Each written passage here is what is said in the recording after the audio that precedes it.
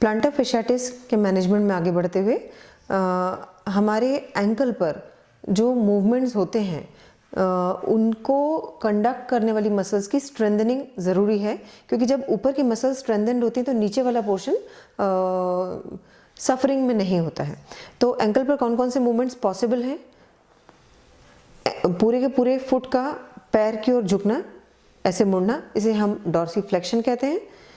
पूरे के पूरे फुट का नीचे की ओर मुड़ना पैर के कंपैरिजन में, इसे हम प्लांटर फ्लेक्शन कहते हैं।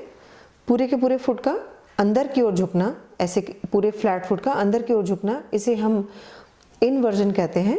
फुट का बाहर की ओर झुकना ई वर्जन कहते हैं। फुट का फ्लैट फुट का अंदर की ओर जाना एडक्शन, बाहर की ओर आना एबडक्शन। इतने मूवमेंट्स हैं जो मेन मूवमेंट्स हैं, और एंकल के आसपास की सभी मसल्स, अलग अलग मसल्स इन्हीं मूवमेंट्स को सपोर्ट करती हैं। तो अब इन मसल्स की स्ट्रेंथनिंग के लिए, जैसे अभी हमने मूवमेंट्स के कुछ मूवमेंट्स ऐसे ही रिपीट करना है, इमिटेट करना है, और उसके बाद हमें स्ट्रेंथनिंग प्लान करनी है। स्ट्रेंथनिंग के लिए हम कैसे करेंगे? इस तरीके का एक लूप हमने बनाया थेराबैंड का। आप इसे अकेले भी किसी के साथ भी कर सकते हैं, जैसे अभी हम डेमोन्स्ट्रेट कर रहे हैं। डॉक्टर दीपा फिजिकल थेरेपिस्ट इन डेमोन्स्ट्रेशंस में हमारी हेल्प कर रही हैं। और अगर आप अकेले हैं तो आप इसी तरीके का लूप को बना के, यानी एक छोटा लूप सामने बनाकर लंबे लूप को किसी जगह पर बांध के, अलग अलग पोजिशन में बांध के आप इसे प्रैक्टिस कर सकते हैं। तो हमने एक लूप बनाया और आपके फुट के अगेंस्ट इसको पूरा लगाया है। और अब दीपा, मैं इधर खींच रही हूँ, ऊपर की ओर खींच रही हूँ, and she will put it down in the position of planter flexion. कीजिए। थेराबैंड्स के रेजिस्टेंस बढ़ते हुए को आप इस्तेमाल कर सकते हैं। इनिशियली माइल्ड फॉर्मेट से शुरू करें, अलग अलग कलर्स में अवेलेबल होता है, अलग अलग कंपनीज की कलर कोडिंग भी डिफरेंट होती है। कुछ सेकेंड्स के लिए आप इसे होल्ड करेंगे and then relax to neutral, repeat, hold 3 to 5 seconds, relax to neutral.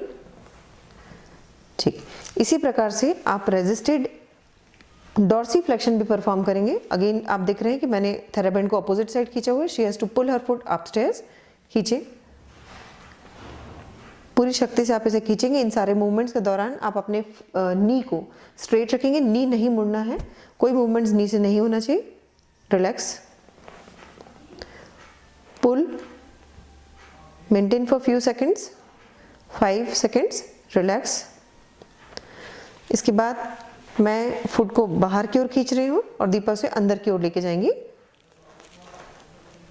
आप चाहें तो अपने हाथ से इनके फुट लेग को स्टेबल कर सकते हैं। Relax, repeat, hold, relax. Same opposite side के पुल के लिए हमने लेग को स्टेबलाइज किया है, अपोजिट साइड से पुल दिया है, and she is putting her foot into E version. Relax, contract, hold for 5 seconds, relax. Adduction के लिए आप स्ट्रेट खींचेंगे, जैसे अभी आप एक एंगल पर खींच रहे थे, अभी आप स्ट्रेट खींचेंगे। She will put her foot inside. हमें ध्यान रखना होगा कि ये मूवमेंट हम सिर्फ एंकल पर कर रहे हैं। आप पूरे का पूरा लिम्ब को, यानी कि थाई, नी के नीचे का लेग, इनको सबको मूव कर करके ये मूवमेंट नहीं करेंगे। ये पूरा स्टेबल होना चाहिए। एंड आप इसके काउंटर मूवमेंट के साथ इसे खींच के अंदर की ओर कर रहे हैं, एडक्शन। काउंटर मूवमेंट के साथ आप इसे बाहर की ओर खींच रहे हैं, एबडक्शन।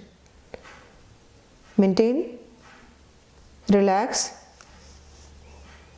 Contract, maintain, relax. इस तरीके से जैसे हमने अभी बात की, आप इन सभी डायरेक्शंस में विथ द रेजिस्टेंस धीरे धीरे बढ़ते हुए रिपीटिशंस के साथ और धीरे धीरे बढ़ते हुए थेराबैंड की स्ट्रेंथ के साथ आप अपने लिए चैलेंजेस बढ़ा सकते हैं और बढ़ते चैलेंजेस के साथ धीरे धीरे over a period of weeks आपके मसल्स की स्ट्रेंथ बढ़ती चली जाएगी और आपको फुट में होने वाली जो ये परेशानी है ये कम होती जाएगी, ठीक होती जाएगी। अगर कोई मेटाबॉलिक कंडीशंस है जैसे कि थायराइड या डायबिटीज़ जो आपको एसोसिएट कर रही है, आपका वेट बढ़ गया है जिसके साथ आपको ये कारण मतलब प्लांटर fasciitis डेवलप हुआ है, तो बिना बताए भी ये समझ में आता है कि आपको उस मूल कारण को भी ट्रीट करना होगा, ताकि इधर आप अपने मसल्स की स्ट्रेंथनिंग करके और इसको रिलैक्स कर रहे हो, कारण अपनी जगह परसिस्टेंट है तो आप फुली रिलैक्स नहीं हो पाएंगे।